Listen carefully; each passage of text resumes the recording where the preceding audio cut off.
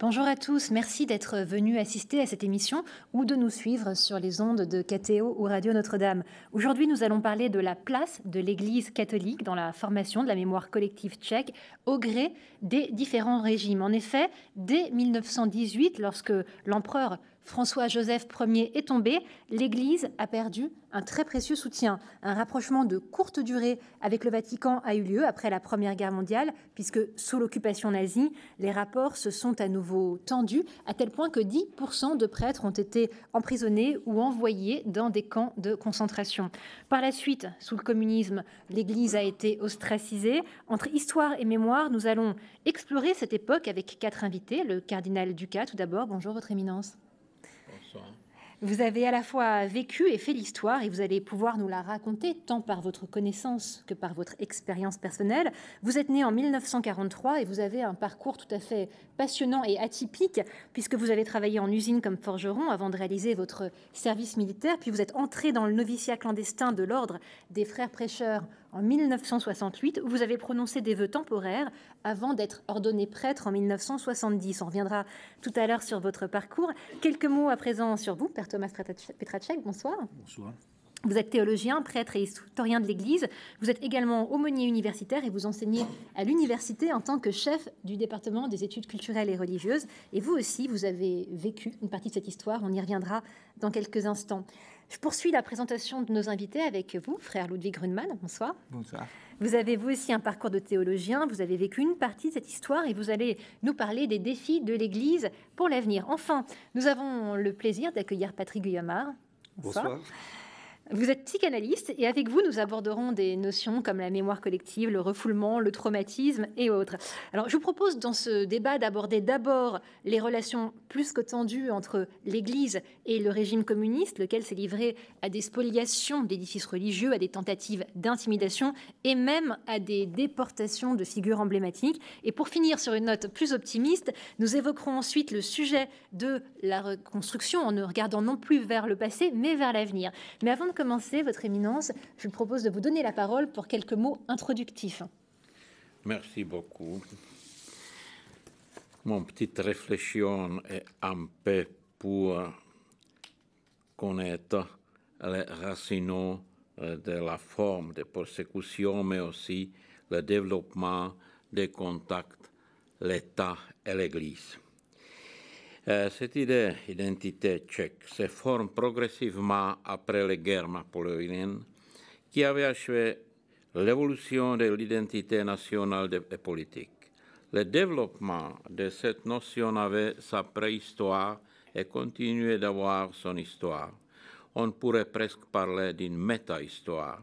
Le plus souvent, la notion de l'identité était liée à ce qu'on appelle le droit de incola, c'est-à-dire le droit au séjour permanent dans le pays accompagné des droits civils. Cela voulait dire faire partie d'une communauté qui, dans notre pays, s'attendait sur les régions traditionnelles du royaume de Bohême, à savoir Bohême, Moravie, Silésie, Glatz, les Hautes-Lossitz et la Bas-Lossitz. On peut affirmer que la division introduite par les Hussites est exprimée dans la notion d'un peuple de foi double, n'introduisant pas une nouvelle confession et sans force. Cela ne représentait pas non plus une division linguistique. En fait, cette division simplement voulait dire que, d'un côté, on utilisait à la fois la langue latine et la langue tchèque, et l'Eucharistie était distribuée sub utraque ou sub una. À l'époque des Lumières, c'est Bernard Bolzano, aujourd'hui encore insuffisamment mis en valeur, et par sa compréhension de la nation, fait l'unité entre les populations de langue tchèque et allemande. Sur le plan des idées, cette unité se base sur ce qu'on appelle le ciel tchèque et qui appartient aux deux nations au sein moderne tchèque et allemand. Avec les Juifs, ces deux nations sont les créateurs de notre civilisation. Les colons allemands sont venus en 3 vagues. La première arrive au Moyen Âge, entre le XIIe et XIIIe siècle, la deuxième après la guerre des 30 années, dans la moitié du XVIIe siècle, et troisième vague est venue avec industrie dans la première moitié du XIXe siècle.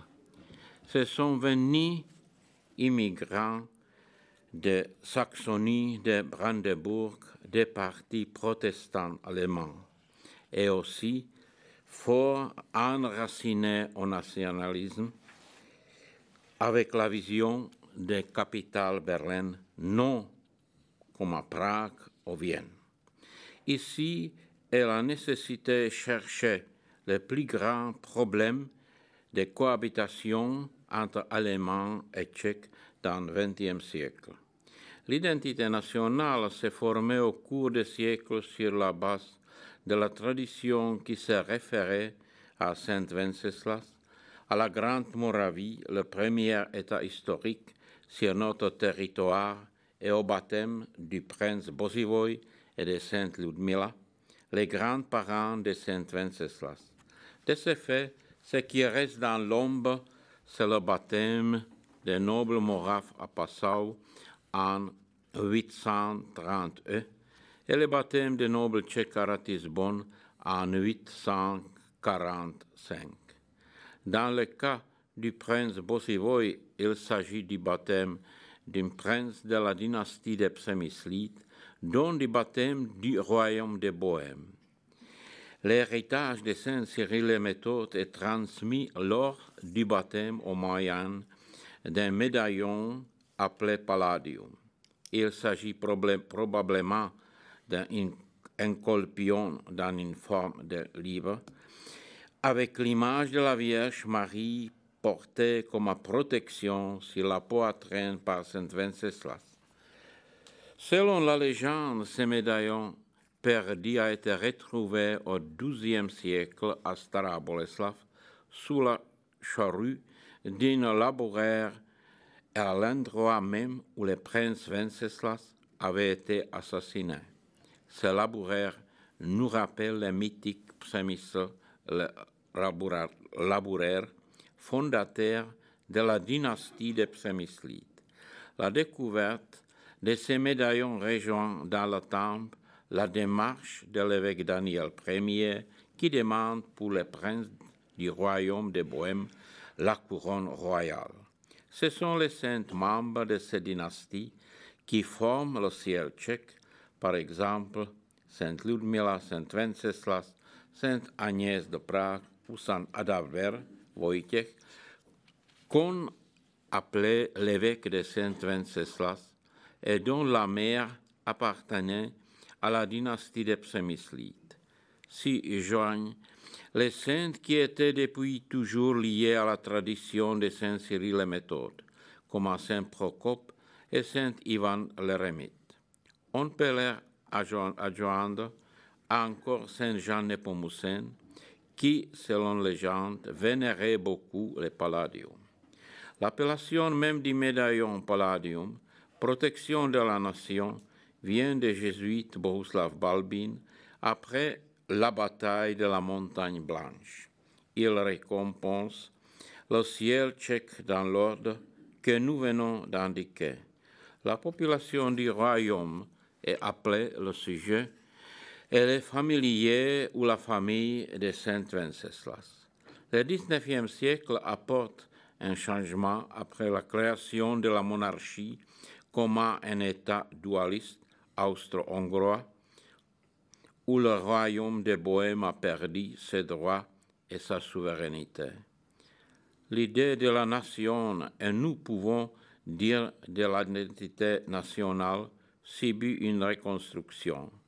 La version radicale de la tradition ici, les táborit, les orphelins ou orebites, a disparu par suite de la bataille de Lipany en 1434, qui apporte la victoire aux réformes de la communion sub una et sub utraque.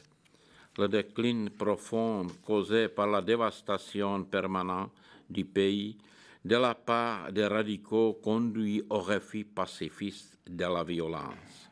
La fondation de l'unité des frères à Grunwald en 1475 contribuait au refus des institutions existantes de l'Église. En 1485, la paix de deux confessions, fruit de l'initiative du roi Georges de Poděbrady, apporte la réconciliation et signifiait le retour de la prospérité. Ce pas est annonciateur de son programme européen de paix. L'unité des frères devient plus importante au début au XVIIe siècle, grâce surtout à la création du système scolaire national qui réussit à rivaliser avec le système scolaire jésuite en s'appuyant surtout sur l'école élémentaire. En 509, le décret de tolérance de Rudolf II, appelé Majesté de Rudolf II, n'a pas produit une paix durable. Au contraire, il était source de conflits qui alimentaient ensuite la guerre de 30 ans. Le dernier évêque de l'unité des frères, Jan Amos Komenský, meurt exilé en Ardennes en Hollande. La dualité mentionnée conduit progressivement au refus de Vienne, de Habsbourg et de la Rome catholique. En s'alliant au nationalisme romantique, on s'efforce de créer une nouvelle forme de l'identité tchèque. Ses créateurs sont le journaliste Karel Havlíček-Borovský, mais surtout les admirateurs du socialisme utopique, l'historien protestant et l'auteur de l'histoire tchèque moderne, František Palacký, appelé le père de la nation, l'écrivaine Božena Němcová, le prêtre catholique Matouš Klácel.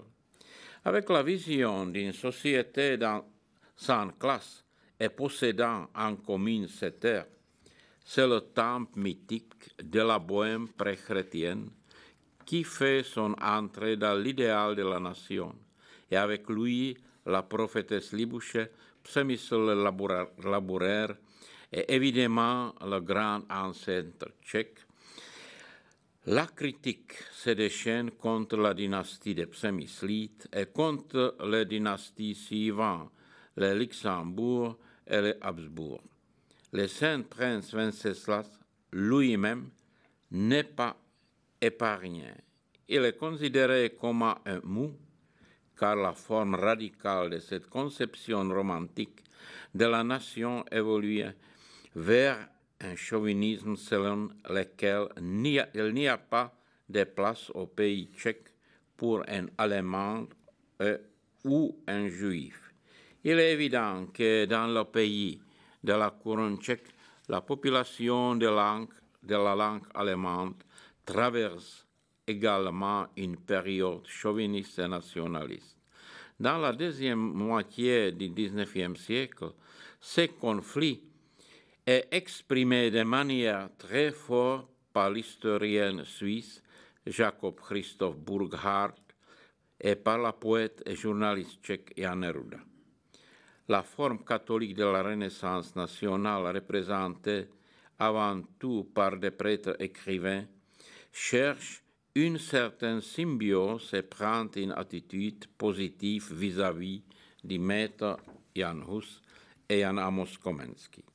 Le premier président du pays, professeur Thomas Garrigue Masaryk, dans son livre La question tchèque, suit la même ligne, mais comme une ligne évolutive dans laquelle non seulement le Tábor ici, mais aussi la symbiose de Komenský sont supérieurs au catholicisme qui est vu comme une phase historique dépassée.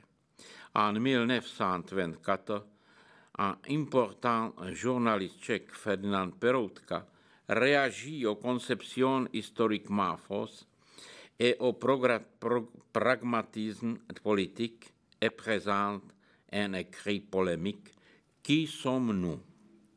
L'année des millénaires de Saint Venceslas, le président Masaryk s'est réconcilié avec le Saint Prince Elle présente à la nation comme l'idéal d'un souverain cultivé, socialement sensible, juste et courageux, qui était une inspiration pour Janus et pour Jan Amos Komenský.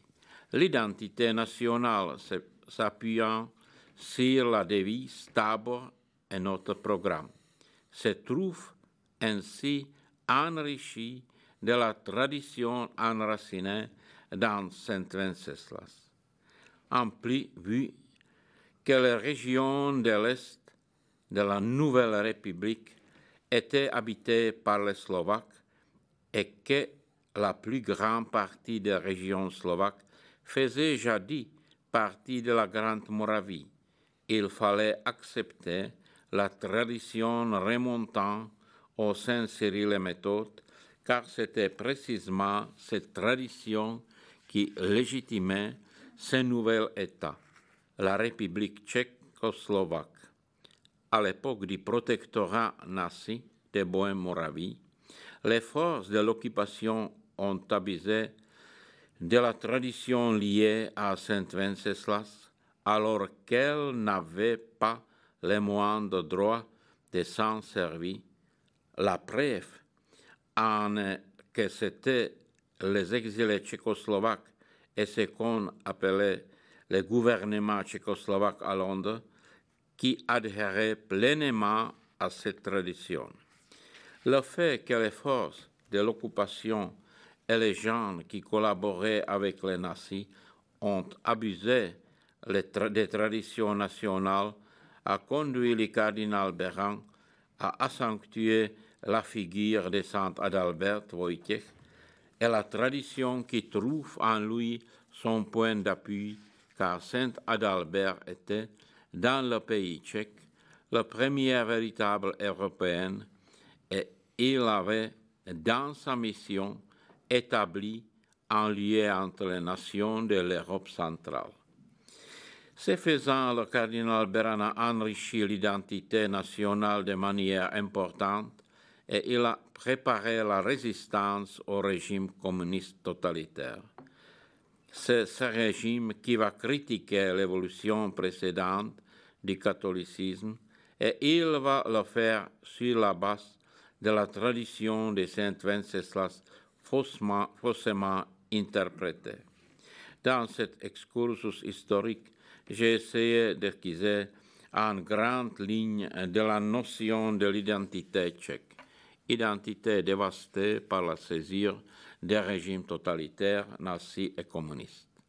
Ces régimes sont responsables de l'Holocauste et de la population juive, de la chasse sauvage après la guerre aux Allemandes des Sudètes et de leur expulsion et finalement du remplacement de l'identité tchèque par internationalisme communiste, mais qui n'hésite pas de faire appel au Tábor et au livre La question tchèque du président T.G. Masaryk, utilisé sans correction nécessaire. Cette identité amputée est bien exprimée dans deux livres. Le premier est écrit par Willy Lorenz, originaire de Třebíč en Moravie, est né dans une famille tchèque et juive allemande. Tout d'abord émigré, a ensuite devenu l'attaché culturel de l'ambassade de l'Autriche à Prague. Son livre s'appelle Adieu Bohème. Dans le second livre, c'est le journaliste allemand de Prague, Johannes Usidil, qui dialogue avec Ferdinand Peroutka. Après la division de la Tchécoslovaquie, la nécessité s'était fait jour de chercher les racines de l'État tchèque. Avec une certaine joie, nous pouvons constater que dans cette formation synchronique de la nouvelle identité, on se rend compte quelles sont les racines dominantes de l'État tchèque et on fait appel à tout ceux qui participaient de manière positive à la création de cette identité sans toutefois chercher à se prononcer de façon anachronique sur la valeur du passé. Je vous remercie pour votre patience et je vous présente mes excuses pour un texte un peu long. Merci. Merci infiniment, Votre Éminence, pour cet exposé. Comme je vous l'annonçais, je vous propose qu'on parle d'abord des relations plus que tendues, on l'a compris à travers cet exposé. Frère Ludwig, ces tentatives d'intimidation vis-à-vis de l'Église, elles ont été atrocement loin, puisque l'archevêque de Prague, Monseigneur Beran, à la tête de l'épiscopat, a été prisonnier à Dachau. C'est un symbole extrêmement fort. Quelles ont été les réactions ? Évidemment, les communistes, avant de s'attaquer à l'Église, ils ont bien préparé leur position. Et le problème, c'était qu'ils ont réussi à trouver des failles dans l'unité de l'Église. Donc, ils ont vu qu'il n'y avait déjà pas la même position de tous les évêques vis-à-vis du communisme. Il n'y avait pas la même position de tous les fidèles. Déjà, la différence était grande entre Slovaquie et puis Bohême et Moravie. Et donc, évidemment, leur tactique n'était pas d'abord directe pour aller chercher à emprisonner le cardinal, mais comme ils ont pu prendre possession de tous les moyens de communication, de presse, etc., ils ont pu faire de sorte de faire une campagne assez efficace avant même de s'attaquer au cardinal et surtout de couper les liens entre les prêtres et leurs évêques, de sorte qu'on avait très peu d'informations. C'était d'ailleurs le cas des familles des persécutés, qu'ils n'avaient pas vraiment des informations qu'est-ce qui s'est passé avec eux. Après, les évêques, ils n'avaient pas les informations qu'est-ce qui s'est passé avec leurs prêtres, les fidèles. Et c'était cette stratégie qui leur a permis de s'attaquer même à un personnage aussi reconnu comme c'était le cardinal Bernard. Alors, sous le régime communiste, Votre Éminence, l'autorisation d'exercer le sacerdoce vous a été retirée. Vous avez une histoire très atypique, comme je le disais, puisque du coup, vous avez exercé comme dessinateur dans une usine. Et en parallèle, vous avez continué à enseigner de manière clandestine la théologie, travailler en secret comme vicaire. C'est là que vous avez rencontré le dissident Václav Havel, en prison. Alors le PC, le Parti communiste, surveillait de très près, régentait la vie de l'Église via ce qu'on appelle les secrétaires d'Église. Patrick Guillaumard, comment est-ce que vous interprétez ces manifestations d'autorité et quel regard est-ce que vous portez sur ces mécanismes totalitaires et rétrospectivement, comment est-ce qu'on peut expliquer que des choses aussi invraisemblables que ce qu'on vient d'entendre aient pu se produire ? Ce qui me frappe beaucoup, c'est que j'ai l'impression que l'identité tchèque a toujours été un combat. Depuis le début même de l'histoire tchèque. Et en même temps, il y a un mot qui m'a beaucoup frappé dans ce que vous avez dit, Monseigneur, c'est ce mot de création. C'est-à-dire l'identité, c'est pas simplement se reposer sur une histoire déjà faite, mais c'est recréer la mémoire et rendre possible un avenir à partir de quelque chose qui se constitue dans le présent. On est dans un travail d'historisation et de souvenir. Alors, pour répondre plus précisément à votre question, tout à fait pertinente, comment est-ce que c'est possible? Comment est-ce que ça a été possible? Sans qu'il y ait davantage d'indignation et de réaction.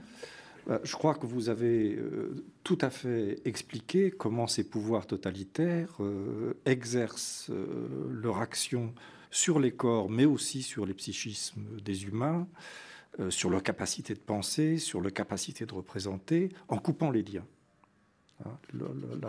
L'action politique a consisté à couper les liens, à ne pas savoir, à ignorer, à couper toutes les relations.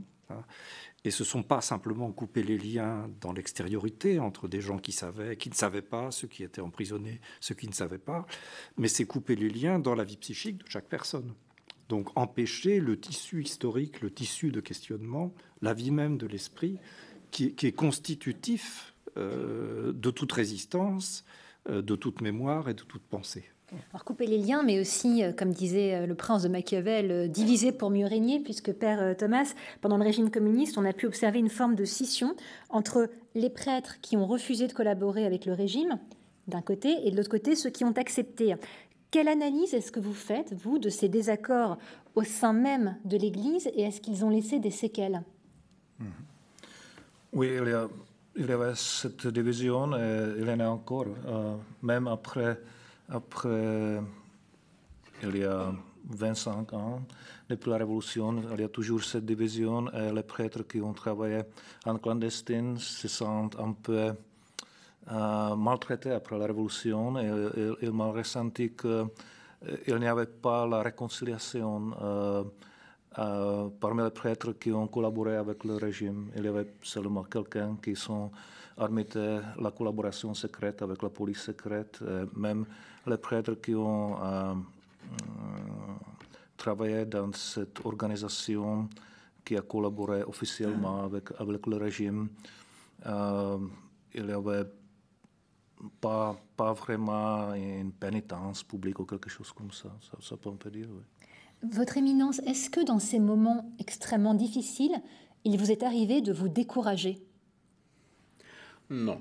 Je voudrais seulement dire qu'aujourd'hui, dans le temps de la liberté, pendant la fête de Saint-Wenceslas, la tête de Saint-Prince est en voiture du président et visite à Stara Boleslav le lieu de martyrisation. Oui. C'est réellement pour nous un symbole, une proclamation que nous sommes de nouveau la famille de Saint-Wenceslas. Et aussi, c'est une réalité que dans le moment de persécution, ils sont les hommes qui ne sont pas plus forts et sont collaborateurs. Mais ce sont aussi le grand numéro des martyrs et des témoins. Pour nous, pendant le temps des nazis, c'est le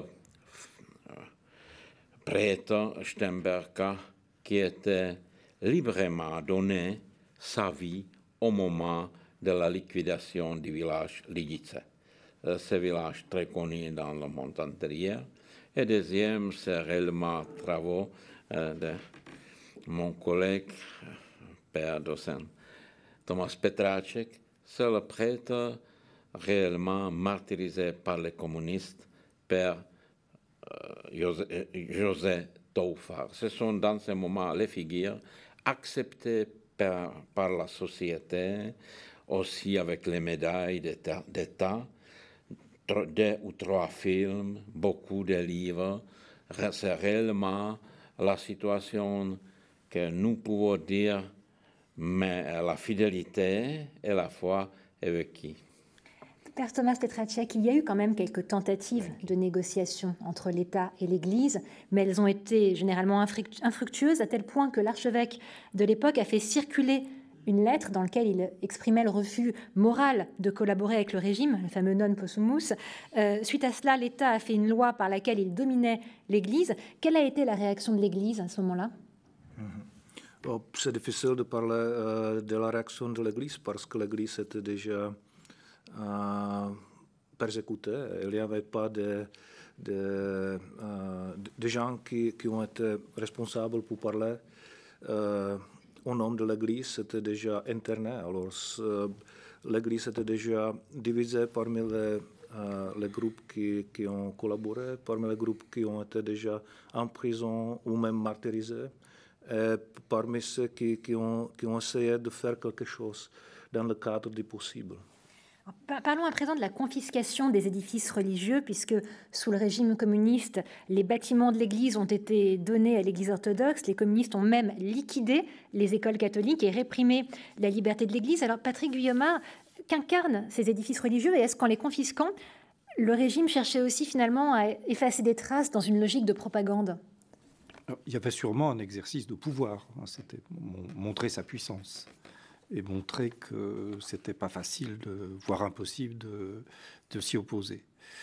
C'était probablement le projet de construction d'un monde nouveau, différent, autre. C'était aussi une volonté de rendre la mémoire impossible. De rendre la mémoire impossible, de croire de façon tout à fait illusoire que le passé s'efface, que les tables rases existent, et qu'on peut reconstruire à partir de rien. Précisément, ce combat, Monseigneur, pour la restitution des biens confisqués à l'Église, vous tenez beaucoup à cœur. Hein, vous avez pris en charge les négociations avec le gouvernement. C'est un sujet délicat qui s'est conclu par un accord, finalement, en août 2011. C'est un peu tard, mais finalement, vous êtes parvenu à un accord. Plus ou moins. Je suis persuadé carrément le voyage de l'Église pendant le XXe siècle était réellement très lourd, beaucoup de situations tragiques, mais aussi ce sont les grandes périodes et nous sommes réellement, grâce à Dieu, comme l'Église ressuscitée et commence à vivre après 25 années de la liberté. Nous de nouveau devons préparer notre deuxième étape dans la liberté pleine, mais aussi dans l'identité comme l'Église qu'elle suivit notre Seigneur Jésus-Christ. Vous m'offrez une transition parfaite en parlant de la prochaine étape, puisqu'il s'agit à présent de parler du travail de mémoire que vous évoquiez également à l'instant, de la reconstruction.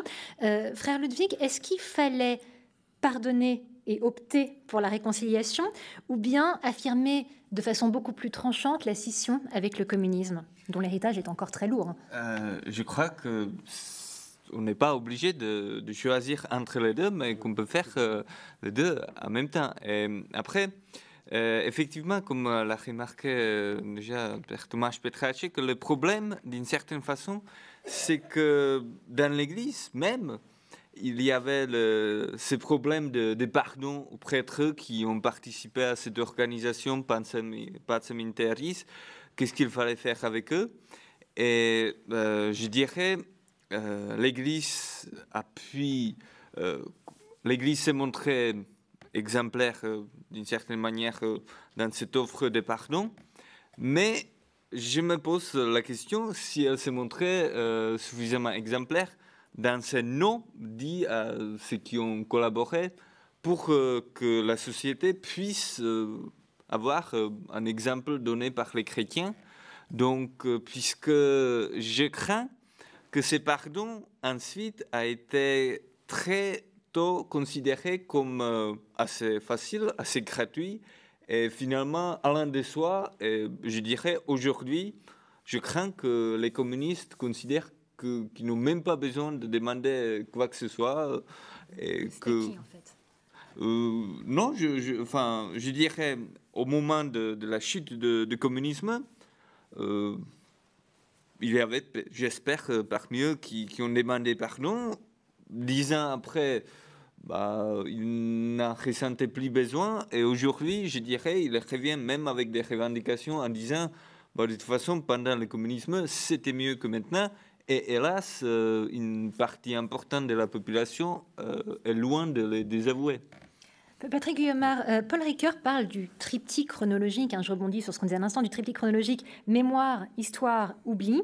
Vous, quel regard est-ce que vous portez sur ce triptyque, eu égard à la situation que nous évoquons ce soir? Par rapport au pardon, le pardonner, c'est pas oublier. C'est impossible. On peut même dire que pardonner dans un sens fort et spirituel, c'est-à-dire savoir ce qu'on fait quand on pardonne, c'est tout sauf oublier. Comme disait quelqu'un, je pardonne, mais je n'oublie pas. D'ailleurs, on n'a pas besoin d'oublier pour pardonner. Le pardon, il est au-delà de la mémoire. Et un pardon anticipé fonctionne, agit comme une interdiction de se souvenir ou comme un empêchement de se souvenir.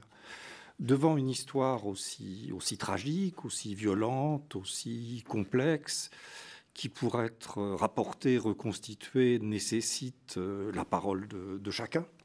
Peut-être que l'ensemble des événements de cette époque n'est absolument pas encore connu dans sa totalité. La question du pardon est vraiment un travail collectif, qui suppose que des choses soient dites, que des choses soient écoutées, que des témoignages aient lieu. Enfin, ça prend du temps dans le temps collectif comme dans le temps individuel. Même si le désir de pardon est là depuis le début, même si le désir de dépasser des épreuves et de se réconcilier est là depuis le début, peut être même le moteur d'une démarche de souvenirs et de récits. Pardonner, ça n'est pas oublié. Votre Éminence, vous qui avez vraiment vécu de très près ces événements, pour le moins douloureux, quel regard vous portez sur cette question du pardon?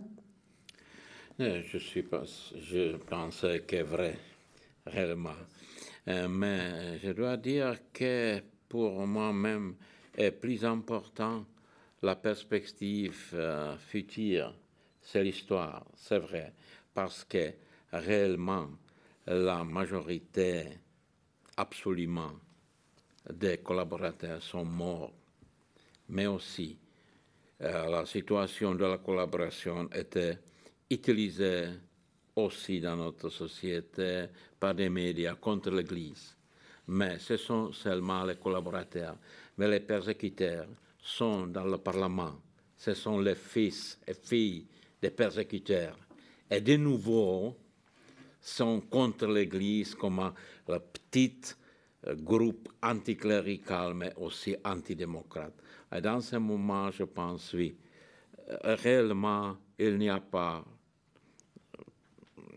tous par les artistes. Mais existe aussi problème parce que la loi de l'illustration n'oblige pas l'Église. Et dans ce moment, pour l'évêque, pour les provinciaux, il n'y a pas possible d'utiliser cet instrument juridique pour construire la nouvelle justice. Pour construire la nouvelle justice, Père Thomas, justement, comment l'Église peut-elle s'y prendre à présent pour guérir la mémoire du peuple tchèque? Ça, c'est très difficile parce que je pense que la société tchèque est maintenant très divisée. Je pense que même on peut observer certaines mentalités manichéennes parce qu'il y a des partis, une partie qui maintenant est très nostalgique pour l'ancien régime, pour le régime communiste, qui est très, très orienté vers la Russie. C'est très dangereux maintenant.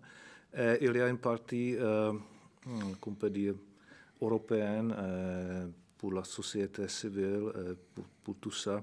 Et maintenant, l'Église fait partie de ce deuxième partie. On essaie de contribuer à cette lutte dans notre société pour promouvoir ces valeurs occidentaux. Et dans cette situation, c'est difficile de contribuer aussi à la conciliation, surtout parce qu'il n'y a pas de signe de la pénitence ou même pas de responsabilité de la part de l'ancien communiste ou les gens qui ont été responsables pour les crimes dans le passé. Alors c'est difficile. Mais dans l'autre cas, l'Église a fait beaucoup, surtout dans le cadre de réconciliation parmi la population tchèque et la population germanophone transférée après la guerre de notre pays. Frère Ludwig, vous appartenez vraiment à la génération des refondateurs. Comment est-ce que de votre côté, vous envisagez ce défi de la reconstruction? C'est un défi parfois assez dur, puisqu'on arrive quand même après une très forte génération qui, quand même, comment dirais-je, était assez soudée par ces persécutions, qui a tissé donc les liens assez forts. Et la persécution a quand même forgé les caractères et a obligé beaucoup de chrétiens de vivre à fond leur foi et leur engagement. En même temps, je dois dire que ma petite expérience de prof dans un lycée catholique que j'ai fait en République tchèque m'encourage beaucoup, puisque la génération avec laquelle j'étais confronté, qui arrive donc 10 ans après moi, qui n'a pas du tout connu le communisme, et je dirais beaucoup moins touché par toutes ces questions-là, et comment dirais-je, sans ces douleurs, elle est capable davantage de de se lancer de nouveau sans trop se soucier, ce qui peut être certainement un risque, mais en même temps, je crois que ça leur permet de se lancer vraiment avec une fraîcheur nouvelle, sans trop de préjugés, sans trop de réflexes, comment dirais-je, sans trop de réflexes défensifs ou au contraire attaquants vis-à-vis de la société civile. Et comme nous vivons dans une société libre, je dirais justement, comme nous sommes des gens libres, on ne peut pas prévoir comment ça va se passer, puisque la responsabilité est donnée à chacun. Et ce qui me rend assez... Ce qui m'encourage beaucoup, c'est de voir que ces jeunes gens, alors qu'ils ne voient peut-être pas tous les problèmes qui peuvent peut-être affronter dans leur vie, ils sont quand même conscients de leurs responsabilités et veulent l'assumer. Donc on va voir. Patrick Cuyamard, on va parler non pas de l'inconscient collectif, c'est une notion un peu connotée, mais de la mémoire collective. Comment est-ce qu'on peut créer pour l'avenir quoi que ce soit de collectif, au-delà de toutes ces divisions qu'on a évoquées au cours du débat, de toutes ces divisions que l'histoire a créées entre l'Église et les différents courants politiques? Il faut d'abord, c'est ce qui est dit par vous à cette table, chacun doit être dans sa génération. C'est la première condition. Dans sa mémoire, dans son âge, dans son temps. Et la jeunesse doit être jeune. Elle a le droit de ne pas avoir vécu un certain nombre de choses. Elle a le droit à sa générosité, à ses espoirs. Elle a le droit de dire « je n'ai pas vécu ça, le passé est là, ça n'est pas le mien, ce sera peut-être le mien ». Voilà, chacun dans son temps, dans sa génération, dans son histoire. Mais la mémoire, elle obéit à des temporalités. Ça n'est jamais fait une fois pour toutes. Il y a des événements passés que nous retrouvons, que nous rencontrons. À certains moments, regardez chez nous en France, il a fallu 2014 pour qu'on parle de la guerre de 14 de façon si massive, qu'on se souvienne collectivement d'un certain nombre d'événements que tout le monde savait, mais que personne n'avait remémoré de cette façon-là. Un siècle, c'est considérable pour des événements qui ont fait des millions de morts, de blessés, de blessures. Et il y a eu ces années de silence. Alors à la fois, pour être dans le présent, il faut un peu oublier. Mais cet oubli est aussi la condition d'une autre mémoire possible, qui ne doit pas s'arrêter. Cet oubli, est-ce qu'il est synonyme de refoulement parfois? Et qu'est-ce qu'on entend par là? Il y a un bon et un mauvais refoulement.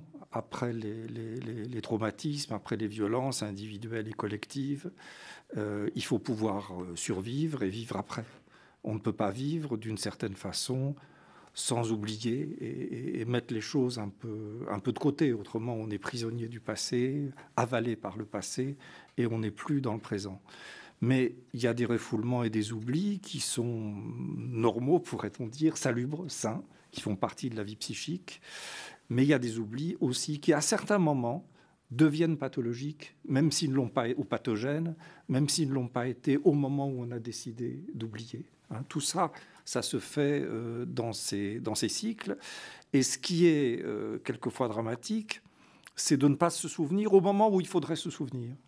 C'est-à-dire au moment où la vie, l'histoire, les événements nous obligent chacun, mais aussi obligent des peuples et des nations, à retisser des liens avec un certain passé qui était dans un premier temps vécu d'une certaine façon, mais que le présent oblige à vivre d'une autre façon. Et il y a par rapport à ça, dans une certaine force du politique, plein de mouvements qui sont faits pour qu'on tourne les pages, pour surtout on ne se souvienne pas, et pour donner l'illusion qu'on peut oublier à jamais, tourner les pages à jamais. Ça n'est pas vrai. Ça n'est pas vrai. On ne sait pas ce qu'il faut oublier, ce dont il faut se souvenir. Ça se construit, se trouve, se perd et se retrouve tout au long d'une vie. Alors, votre éminence, beaucoup d'eau a coulé sous les ponts depuis. Entre-temps, vous avez été nommé évêque en 1998 par le pape Jean-Paul II, puis archevêque et cardinal par le pape Benoît XVI en 2011 et 2012. Mais après tous ces événements historiques, même si, comme je le disais, l'eau a coulé sous les ponts, l'Église catholique a quand même perdu bon nombre de fidèles et de prêtres d'ailleurs. Est-ce que la population aujourd'hui est définitivement libérée, débarrassée du lavage de cerveau qu'elle a subi d'une part, et d'autre part, quelles sont les options pour convaincre à nouveau du bien fondé de l'Église? Non, pour notre Église, dans ce moment, c'est réellement de nouveau réfléchir les priorités dans notre activité. Réellement, c'est une forme de nouvelle évangélisation. C'est réellement une réforme de l'école catholique, parce que c'est réellement pour nous très important pour déconstruire beaucoup de visions, d'histoires, mais aussi pour nous, dans ce moment, la nouvelle situation avec une nouvelle loi de partielle restitution des biens ecclésiastiques, c'est pour nous préparer la vie de l'Église pauvre, mais aussi l'Église très active, et l'Église avec la compétence de la vérité et réellement l'Église avec les sentiments pour les problèmes dans la société. Père Thomas Petracek, de quels outils théologiques et institutionnels l'Église dispose-t-elle aujourd'hui pour faire avancer les choses et faire bouger les lignes? Je pense que la situation est maintenant moins dramatique qu'avant parce que, par contraste au 19e et au 20e siècle, l'histoire est maintenant moins sujet de la confrontation, de la discussion. La nouvelle génération est, on peut dire, presque ahistorique. Elle s'intéresse beaucoup sur l'histoire. Il y a une question qui est déjà bien réglée, et ce sont des relations écuméniques. Alors, cette blessure de l'histoire tchèque, je pense que déjà guérie parce que nous sommes maintenant tous tellement minoritaires en diaspora que lutter entre nous maintenant, ce sera seulement bizarre. Frère Ludwig, c'est vrai que pendant des années, on a eu le sentiment que l'identité tchèque s'était forgée principalement contre l'Église catholique. Aujourd'hui, cette époque est définitivement révolue. Oui, effectivement, puisque c'est difficile de se prononcer contre quelque chose qu'on voit si peu parfois. Mais je crains que, comment dirais-je, ça peut toujours ressurgir. Et puis, même moi, à l'école, alors que c'était déjà après la chute du communisme, on est revenu à ces anciens schémas donc, de la Première République qui, sans être communiste, était quand même franchement anticlérical, et puis des mouvements nationaux du 19e.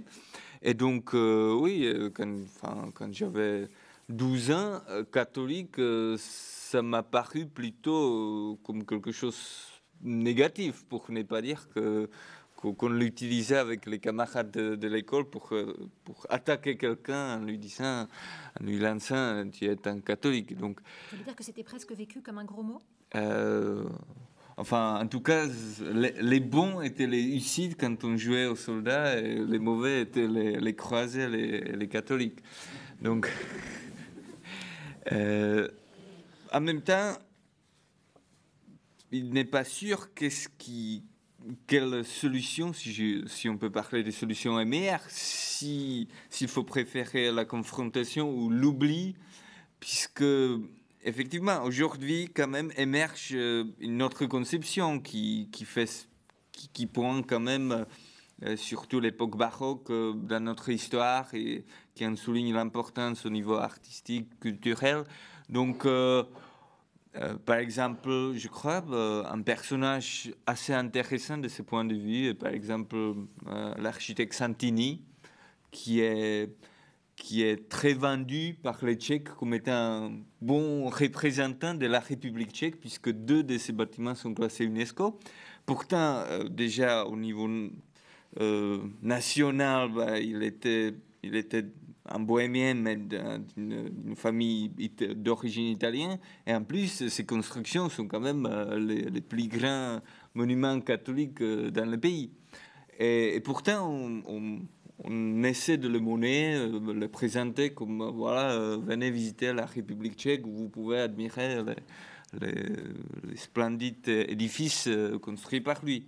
Donc peut-être c'est ça une voie nouvelle qui s'ouvre pour pouvoir concevoir une identité tchèque catholique d'une manière différente qu'on essaie de le faire avant et que ça pourrait être plus acceptable même pour les autres. Patrick Guillemard, très rapidement, parce que ce débat touche à sa fin en 1 à 2 minutes, je suis désolée, sur cette question de blessures identitaires, est-ce que vous pouvez nous apporter votre regard psychanalytique, votre éclairage psychanalytique? Comment est-ce qu'on guérit de ces blessures identitaires?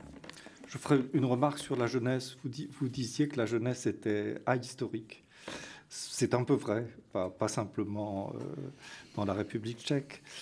Mais je crois que ça fait partie de la jeunesse d'être dans le présent, mais je crois aussi que pour la jeunesse, le passé est trop lourd, le passé est trop chargé, l'histoire est impossible à assumer. Et que la question pour nous, pour notre génération, chacun dans son âge, c'est comment pouvons-nous contribuer à construire cette mémoire, cette histoire et nos identités pour donner à la jeunesse les moyens de se souvenir et de vivre son présent sans que ça l'écrase. Merci infiniment. Alors on le voit, les liens entre l'Église et la mémoire tchèque sont complexes.